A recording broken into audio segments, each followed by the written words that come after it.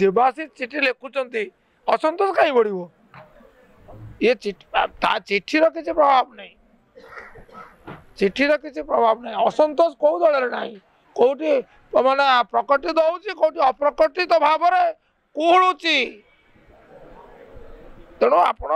सेपरी व्याख्या करवा अनुचित चिठी पढ़ले कह तो पढ़ी ना पढ़ले कह 2024 समीक्षा है नहीं सी जो रंग चाहता ताही ना किंतु रंग आलोचना से कौन नवीन पन्न देखा कर असुविधा कौन अच्छी जिते जी चाहिए तो अबाध बर्तमान तो यथेष सुजोग ये अच्छी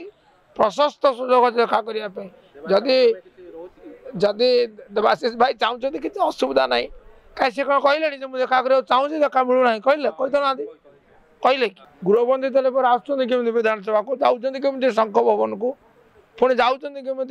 निर्वाचन प्रचार भाग नवाक जाऊँच केमी पदयात्रा सामिल होगा गृहबंदी तो गृहबंदी गृह बाहर को जापर ना आ गृहबंदी संख्या बदली गला।